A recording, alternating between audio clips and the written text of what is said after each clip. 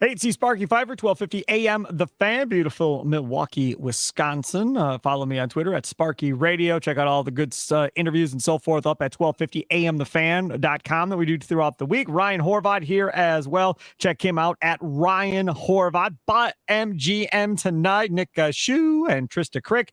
And then, of course, Saturday mornings, 8 a.m. Tailgate to kick off on the BetQL Radio Network, 8 a.m. on 1250 a.m. The Fan in Milwaukee. If you are in the Milwaukee area, you can check out Ryan each and every Saturday morning, getting ready for all the big college football action. Great guests, great picks, all that fun stuff with Ryan Horvat.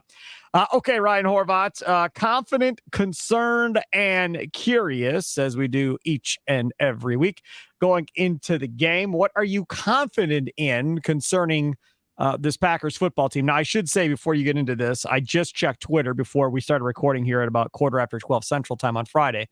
And as of right now, still no idea if Aaron Jones or Christian Watson will play. Andy Herman said both had their helmets with them for stretching.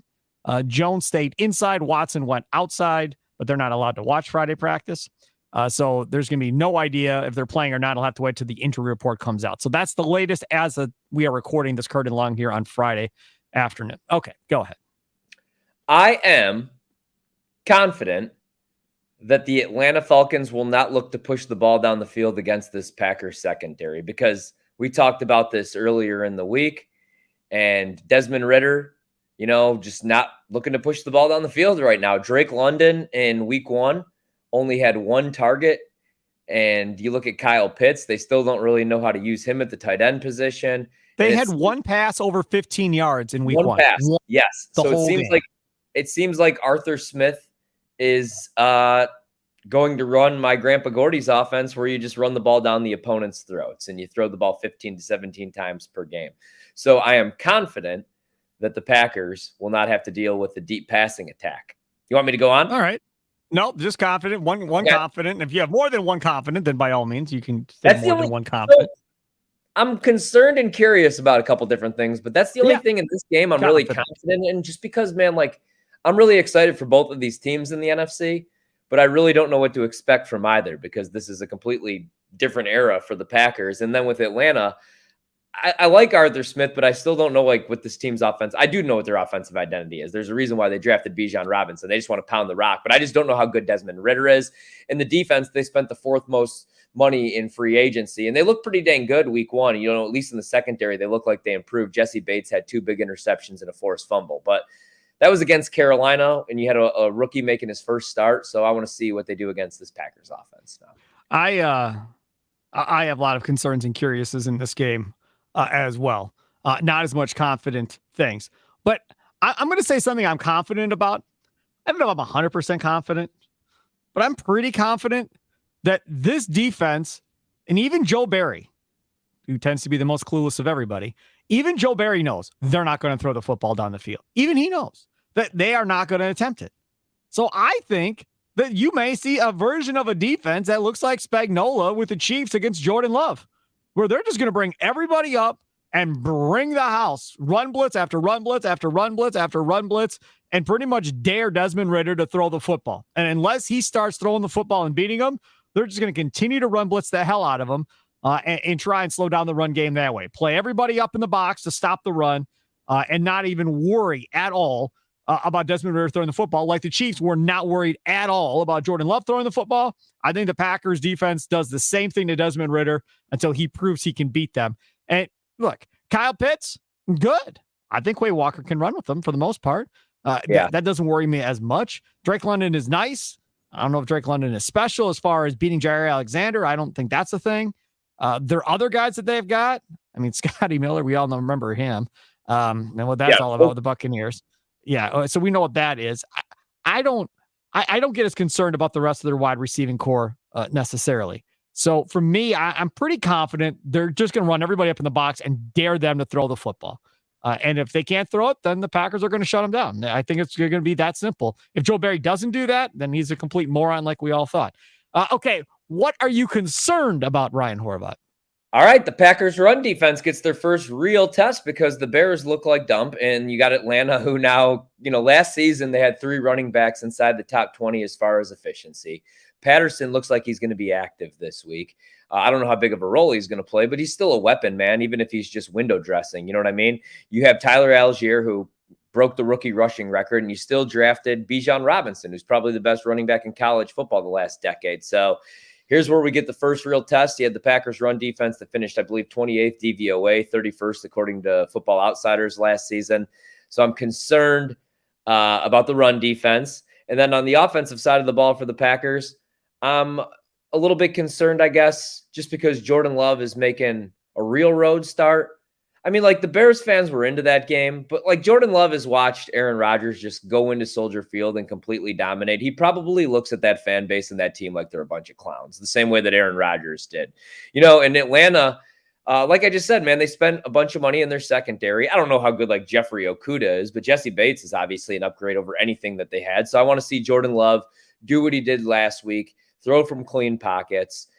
And one last thing, I'm concerned that we're not going to get in. I know he's dinged right now. He didn't practice yesterday. Let's wait and see on the injury report. I'm guessing he's going to be a go, though. I'm concerned that we don't get Aaron Jones 15 to 20 touches. I'm concerned to see A.J. Dillon all game getting taken down by 5'9", 155-pound cornerback. So that's what I'm concerned about. A lot I'm concerned about coming into this game week 2. I'm going to say this. If Jones doesn't play, I want Wilson to get the ball. I want Wilson to get a majority of the snaps. I think he's got more of a chance to be a difference maker than Patrick Taylor does at this point. If you're going to run the same type of offense that you would run with Aaron Jones. So for me, Wilson's the obvious one. Don't try and run this offense that you run Aaron Jones with A.J. Dillon. Please, for the love of God, don't do that. If you're going to try and run the same thing, then let Wilson be that guy. I would agree with you, concerned about Aaron Jones not playing 100%. That is a big, big question mark because he is the offense. Let's be honest. So that is a big concern. I'll tell you what I'm concerned about. I'm confident. I'm pretty confident that they're going to run up to the line of scrimmage and dare them to throw. Fine. I am concerned about that factor from this perspective. Making the tackle, being in position and whiffing at Bijan Robinson, being in position and getting trucked by Algier as he continues upfield. I think yards after contact is a huge, huge stat in this football game for the Green Bay Packers. It just is. They're going to be in position to make the tackle. The question is, are they going to make the tackle? If Bijan makes 2-3 guys miss regularly, they're going to get killed. They're going to get absolutely annihilated. And I watch them make 2 or 3 people miss regularly in that game against Carolina. And they didn't even use him a ton in that game. Similar to how the Lions didn't use Gibbs in week 1 a ton. They really didn't use him a ton. They used Algier more as far as just running the football. And Algier is not going to necessarily make people miss, but he's big and powerful, like we thought A.J. Dillon was. That's the type of back he is. And you have to wrap up. The one thing in week 1, and it's going to be all year, this whole, I'm going to dive and throw my shoulder at a guy's legs, and that's how I'm going to try and tackle. That's all it was last week. All these DBs, we're just going to jump at the guy and hope our shoulder pad knocks him down, knocks his feet down. You're playing with fire. You try and tackle Bijan Robinson that way. Dude's quick, laterally, very quick.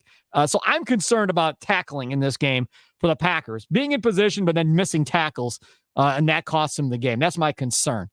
Curious, Ryan Horvat, what are you curious about? I'm curious to see, well, first off, is Christian Watson going to play?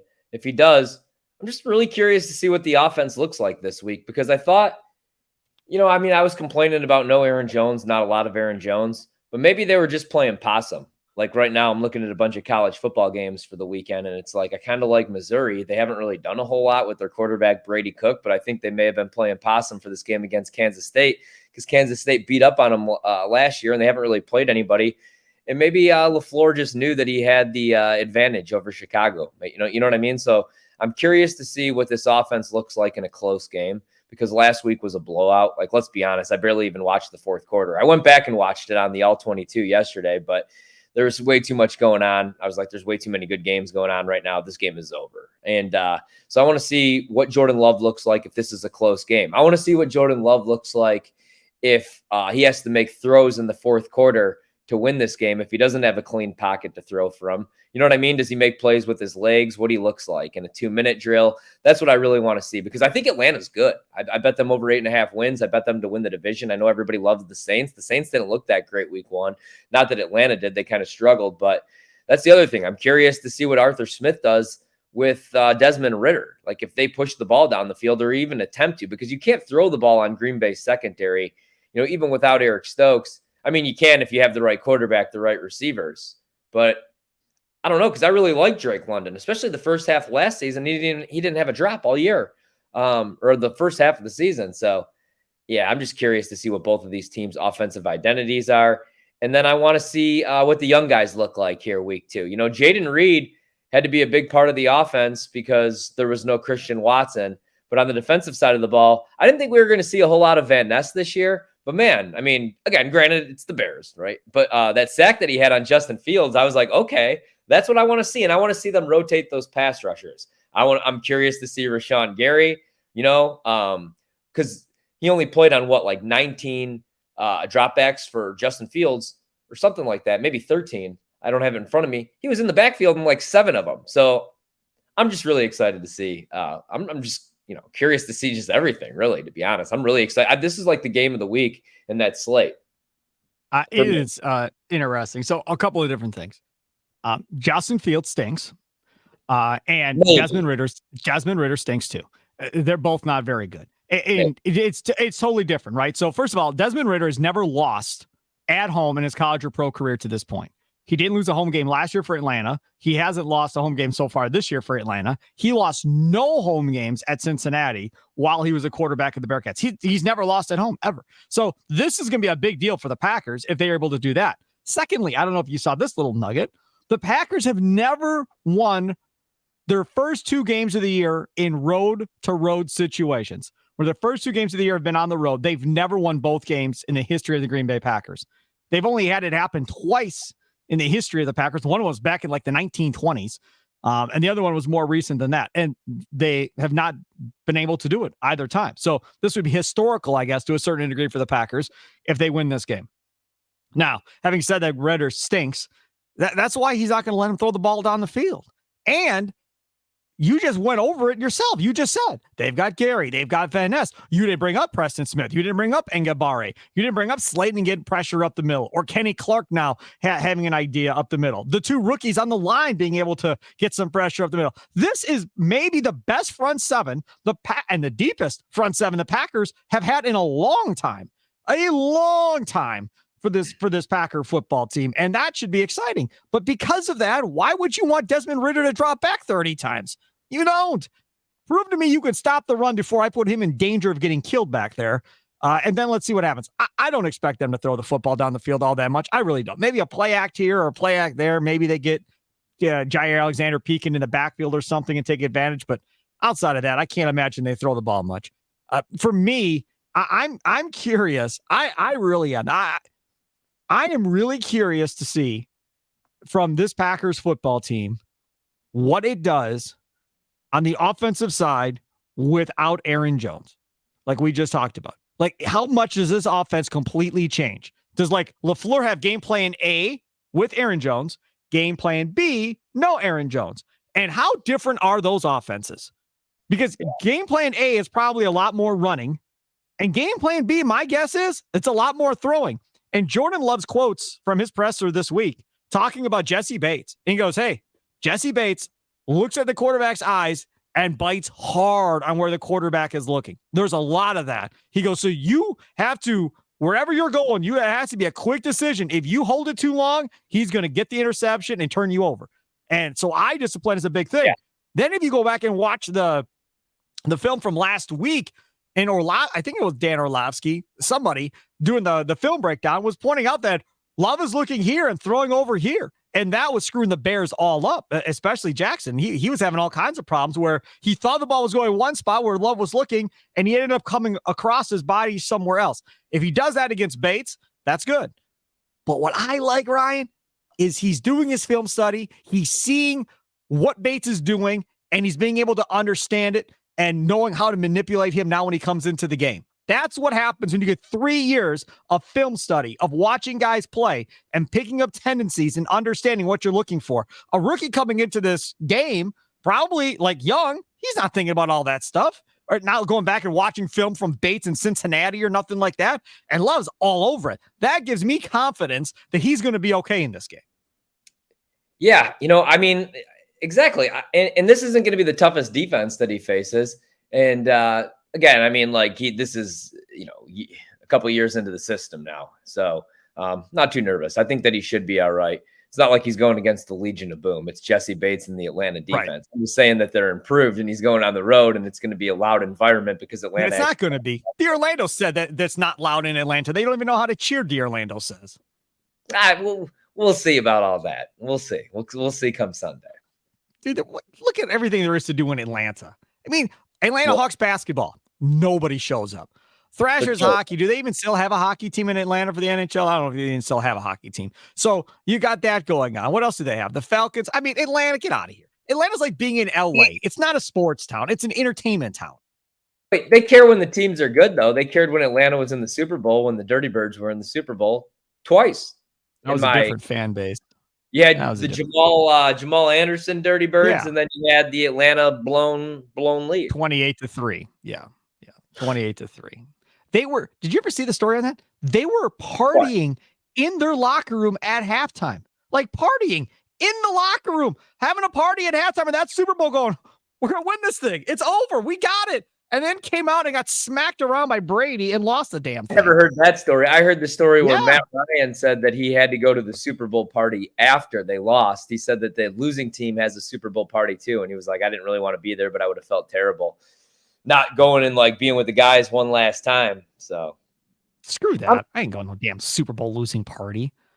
That's dumb. Why would you even have a party if you lost? But again, we had a World Series parade for the Brewers and they lost. So I guess it's no different. I was on this like big family reunion vacation when the Packers blew that NFC lead, that lead in the NFC Championship game against Seattle. And I couldn't even enjoy myself the rest of the vacation. I couldn't get out of bed the next day, man. That was one of the worst moments of my sports life. All right, a special happy birthday to Titletown. Born on this date, September 15th, 2017. Mark Murphy's legacy tied to Titletown more than it is the football side of things, in my opinion. You may like him, you may hate him, you may love him, don't know, but you have to give him credit. That Titletown district that him and his guys came up with is amazing. It really is. I know they knocked down a lot of your houses. They knocked down all the stores. They redid everything, but it was well worth it, Ryan Horvat, at the end of the day. Yeah, I mean, it is, say what you want about Mark Murphy, and I certainly will. The guy is a smart, sometimes, businessman, and he's pumping money into Titletown. So good for him. Bad for the people that's homes were knocked down and had to move. But, I mean, I love it. Like, every time I'm in the Midwest, I have to make the trip. Whether I'm in Joliet, Illinois, or whether I'm in Milwaukee, I have to go to Green Bay, even if there's not – because, unfortunately, I really can't get back for the football season anymore. So when I come home, it's usually the summer, but I still have to take the Lambeau tour. So beautiful. And they just keep adding on, man. I mean, it really is like the best experience. I try to tell this to people out here in DC, this dump. I'm like, you guys just don't get it though. Like, it doesn't matter where you come from, who you're a fan of, you get treated with respect. And the atmosphere, like the town shuts down and it's just one big party. There's concerts everywhere, music. Yep. We brought my brother for the first time last year. I don't know how he's never made the trip, but man, we had a good time. Really good time. Is he a Bears fan? No, he's a Packer fan. He's a Packer fan too? You all grew up in Illinois and you're both Packer fans? Yeah. Because my great uncle was Earl Gillespie. He called some Packer games. He called the Milwaukee Braves. Earl Gillespie. So it translated all the way down. I don't have to be a Brewers fan because the Milwaukee Braves aren't a thing anymore. They're the Atlanta Braves. So I like the Atlanta Braves, but I'm a Cub fan. I grew up in Chicago and went to Wrigley. And I cheered. See, for me, I can never turn my back on the Cubs. If I turn my back on the Cubs, like people are always like, oh, screw Horvat, he's a Cub fan. No. I would be the biggest traitor in the world if I turn my back on the Cubs, though. This is what people don't get, man. I don't understand these like Cub fans that talk trash. If you're a real Cub fan, you never run your mouth. You run your mouth about our own team. I think they've been to the postseason 5 times in my existence, like we talked about on the last podcast. So I'm just like happy with my own team.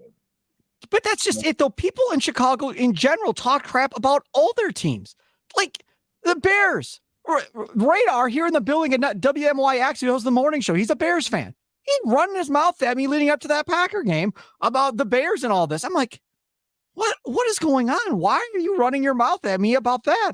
And then last night, Radar tweets out, Justin Fields, a good running back / quarterback. Jalen Hurts is a great quarterback. I tweeted back, I'm like, no, Justin Fields is not a good quarterback. Like, just stop. But Bears fans and Cub fans and all the y'all, man, it drives me nuts. I don't understand why y'all run your mouth as much as you do, like you're the St. Louis Cardinals of baseball or something. You're not. You're not there every year, or the Packers of football, because the Packers and the Cardinals are the same thing, really. You're not there every year winning divisions. If you were, then by all means, be arrogant like Cardinals fans and run your mouth and do what you have to do, and I would totally understand. All right, let's get to some picks here. College and pro picks. And I have a question for Ryan Horvat. And I saved this because I know he can explain to me what the heck is going on. Andy Herman tweeted this out yesterday from the Pack a Day podcast. By the way, Pack a Day podcast, 500,000 downloads last month. That is crazy good for those guys. Andy Herman says, interesting to see the Packers move from 1-point favorites to 1.5-point underdogs today. That being yesterday, according to Andy Herman. What happened, Ryan Horvat of BetMGM tonight? Explain to me what happened. Say that one more time. The Packers moved from a 1-point favorite to a 1.5-point underdog. Okay. Yesterday. Sorry, I was like confused there. Yeah. They did open as a favorite. I forgot. Because on like the way look ahead line. Okay. Yeah. So that is how it worked. Okay. Line movement like that is crazy. That means a big bet came in on Atlanta. And I'm among those on Atlanta in this game. Sad. Well, I mean, sad, hey, Ryan Horvat. Sad. It's a numbers play that Atlanta at home in this game, if this is a pick, should be a favorite. So we'll see. I hope I'm wrong in this one. This isn't a huge bet for me. I do have a couple big bets this weekend. This isn't my biggest one, but yeah, man. You didn't have a lot of money on that whole Minnesota Philly thing last night, did you? Yeah, in Minnesota. Yeah, I told you that Philly offense was playing Belichick. That does not count. Any Belichick defense that slows down any offense, that does not count in the grand scheme of things. I saw a clip of you on Twitter last night going off about the Vikings defensive coordinator. What'd you call him? Clueless, I think is what you call him. You were so pissed off at the end of the first half. Brian Flores? Yeah, I mean, I was pissed. But they won the bet for me. So skull, plus 7.5. Gave that out early in the week. So, hey, fine with me. And Jordan Addison scored a touchdown. That was plus 220. So I was happy with that. I worry about the matchup here. That Green Bay run defense. It's kind of like, hey, man, I need to see it to believe it. I know you stopped the Chicago Bears, but they didn't really run the ball. So I want to see what they do against Atlanta. So that's what happened there. Really quick, I got a lot of bets this weekend, actually. And it's funny because everybody's talking about how weak this college football slate is. I don't get it. There's a lot that I like. Now, a lot of these numbers are gone, but I do like LSU. I would play that all the way up to 10. I think this is going to be a bounce-back game. They're on the road. They're taking on Mississippi State. But this isn't your Mike Leach Mississippi State team, obviously, since he unfortunately passed away this offseason. And they have a really good quarterback, but they don't let him push the ball down the field for whatever reason. When Leach was there, they threw the ball, 40 to 50 times per game.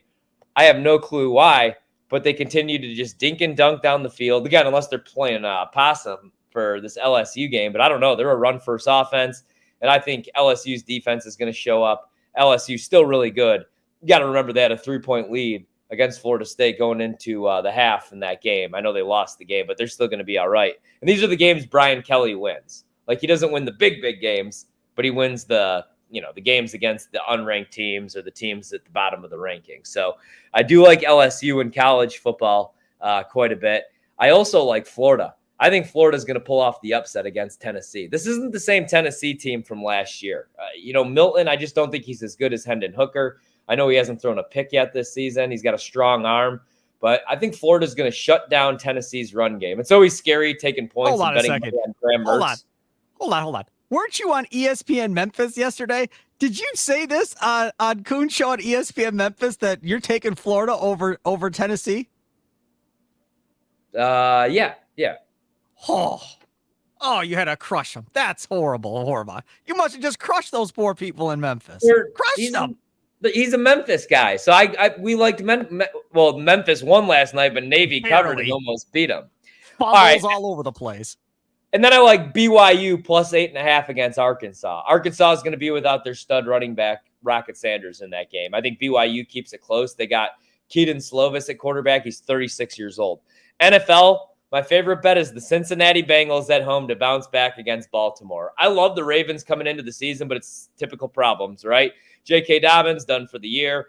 Just yesterday, or on Wednesday, I should say, a couple days ago, they had to work out 4 different offensive linemen, all banged up in the secondary. I think Joe Burrow and that offense bounced back for Cincinnati at home. I like New England to cover the 3 against Miami. I know everybody, like Miami looked great week 1 against the Chargers. They won in a shootout, but New England's catching points at home. That offense actually didn't look too bad against Philadelphia, so I'm going to take them. And then on Monday Night Football, the Carolina Panthers plus 3 against the Saints. I think Bryce Young is going to pull off the upset. At home, crowd's going to be rocking. Go back and watch that game, man. I know everybody loves the Saints because of Derek Carr. I think everybody knows my thoughts on Derek Carr. Overrated. And the Saints did it with him last year. No. No Kamara still for 2 games. I know Carolina's not very good, but why is that spread only 3? That's fishy. I like the Panthers. That's what I got this week. Okay. Thoughts on having multiple Monday night games now for the next 2 weeks, one on ESPN, one on ABC. They're like an hour difference. Then later in the year, in week 14, the Packers are on Monday night with the Giants. And there's another game that same night at the exact same time as the Packer-Giants game. And this is some type of experiment by Disney to see how well this will work one way or the other by having multiple games on Monday night. You said you hate it. Why do you hate it? I would think you would love it, having multiple games on a weeknight. I mean, it's good for like content and because we're on the air, but I don't know. I would like it if I just like Monday night to be a standalone game. I don't really want to focus on 2 games on Monday night. And I don't like the way that they schedule them like an hour apart from each other. I think they should go back to doing it the way that I suggested and the way that Gilbrand told them that I had suggested to them, and they actually were doing it, and that was my idea. I don't care what anybody says. Gilbrand passed away now, so he can't verify, but it was my damn idea that Gil took to the NFL, which is having a first game and a second game on Monday night to open the season, and that's what they did, and they should do that every week. Just put the Raiders or the Broncos or Seattle, whoever, the Niners, put them in the second time slot, like a 9 o'clock kickoff Central Time in that second time slot, and then just have a normal kickoff at 6 o'clock or 7 o'clock Central Time for the first game and let everybody have 2 games at night. And instead, what's happening is we're trying to appease the East Coast, which is how this country runs. We're trying to appease the East Coast by having 2 games on at essentially 7 and 8 o'clock Eastern Standard Time, I think it is, because I think it's 6 and 7 here or something along those lines. Yeah, something along there. Yeah, that's why they're not having the early kick and the late kick, because the late kick out east would be 10 o'clock your time. And everybody complained and cried about, oh, my God, these games are starting too late. Nobody can watch this game when it's that late at night because everybody's got to go to work the next day. And I get it, but having to go against one another, again, a lot of people have multiple TVs, I guess, side by side in their house. They can watch them both at the same time or whatever. Do people do picture-in-picture still? Is that a thing? So they do, but so now, for example, on the Sunday Ticket, you got the 4-box screen. And if you're watching like ESPN Plus, like if you're watching college football, I mean, there's still picture-in-picture, but like if you do it right and you got the ESPN Plus, you could pick your 4 games. And what I like about college football on ESPN Plus is you could pick the 4 games. Like Sunday Ticket, it seems on YouTube TV already has the 4 games already. It's like a choose your own adventure. So they have different packages, but you can't choose which 4 you want. On college football Saturdays, you could actually put them all in the box. So even if you only have 1 TV, even if you're not, a baller, maybe your wife doesn't want you having 4 TVs in the living room like the kid, you could just watch your 1 TV with your 4 games if you get ESPN Plus. And I think that's like $9.99 a month, but it's not that big of a ripoff because you also get all the insider articles too. I will not be getting NFL Sunday Ticket. That's too expensive for our household, so that's not happening. The ESPN Plus thing I do have because I have that Disney bundle. So yeah. now I get an email yesterday from Disney, right? Oh, we're raising the rates again. Okay, here you go. So I'm looking at all these different options. They have no option for Disney Plus and ESPN Plus. No option. So I sent a thing to the contact us thing going, I want Disney and ESPN. I don't watch Hulu. I never watch Hulu. Hardly ever. The 16-year-old watches it once in a while, but I don't care if he doesn't have Hulu. Who cares? Too bad. So, and there's no option. I like ESPN Plus because I can read the insider articles on the website and all that stuff. That's what I use it for more than anything. But I'm not. Yeah. See, now you got me all pissed off about that. Did you say you had 4 TVs in your living room? Yeah, 4. Like all on a wall, like a big old like at a sports bar, all side by side on the wall, or how are they all situated? So I have 4, and there will be 4 again. I would show you right now. They'll be back up on Saturday, but we had to like take everything off of our walls because it's a big pain in the ass. So now my father-in-law has to come back to mount them too because somebody upstairs fell asleep with their bathtub running. You had water in your apartment. This is what I've been dealing with this morning while trying to prepare for my 2 shows. So the water leaked. And so now I got like people in here all day coming in here. When I leave, I'm going to leave for work. And because they don't want mold, I told you about when this happened last time. They had to chop off a piece of my wall. Yep. So that was all like leaking down, and I didn't want it on my TVs, my smart TV. So right now I only have 2 side by side. But yeah, on a typical Saturday, Sunday, I have 4. I need it, man. We back when 1250 was a thing in Milwaukee, and we had all of our on-air people back in the day. Joe Zanzola, who was a producer, we would always make fun of. The big black cloud of doom that hung over Joe, always had bad luck, always had bad things happen to him. Constant. Horvat, you've got that big black cloud over you now going on now about 2 years, man. You need some sunshine. You need a big rainbow, sunshine, something to burst through. I like every other day. Poor Ryan Horvat tells me something else that went wrong. It's every day, Horvat. Yeah, I mean, it sure seems like it these days. It's really God. I think it's just really since I moved to the East Coast. Yeah, that's probably true. I think it's the East Coast curse. That could be. You're just not meant to be an East Coast. You're meant to be a Midwest guy. Exactly. All right, there he is, Ryan Horvat. Prediction for the game here before we get out of here. Who you got? All right, I'm going to go Atlanta. Just who do you got to win? Atlanta 24-21. Okay. I'm going to take the Packers 20-17. And it may be less scoring than that in this game, but I think it'll be rather low scoring. I think the Packers win on a Carlson field goal at the end. And everybody goes crazy for Carlson, just like they did last week when he hit the long kick. You're such a homer. No, the 16-year-old's a Falcons fan. You don't understand. We're going by my brother's house in Elkhorn, and my brother and him are just going to yell at each other for 3 hours out in the garage watching the game. I do not want to drive home and live with him for the next week if the Falcons beat the Packers, because it's going to be miserable. I cannot have them lose to the Falcons. By all means, cannot happen. Like, even though, like, growing up, my dad was a Bulls fan too. Like, you know, when the Bulls would lose, which was very rare, like, he would still, like, give me crap. Are you an agitator? Me? Yeah. Like, are you talking trash? Like, this should be, like, a big rivalry week. You should not said a word. Figure 4. No, you know, Horvat, I'm good that way. If I see Falcons news on Twitter or whatever, I'll screenshot it or send a link to them.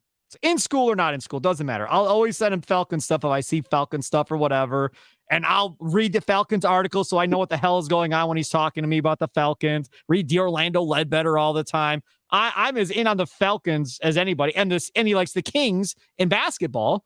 So I'm always following all the Sacramento Kings stuff and so forth, all that. By the way, if you get a chance, Green and Growing podcast this week, go check it out. Bruce Bernstein joined us from the 48 Minutes podcast that just had Giannis on this week on their podcast. Really? First podcast Giannis has ever done.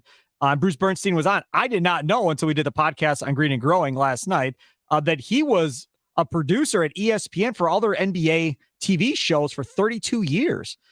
So he was really, really good. last night. So go check it out. Green and Growing. Also check out Curd and Long on your Odyssey app, wherever you download your favorite podcast. Enjoy the rest of your weekend. Follow Ryan Horvat. Tune in to Tailgate to kick off tomorrow morning, 8 a.m. on The Fan in Milwaukee, 12:50 a.m. The Fan, or anywhere else around the country with BetQL Radio. Have a good one. Toodles.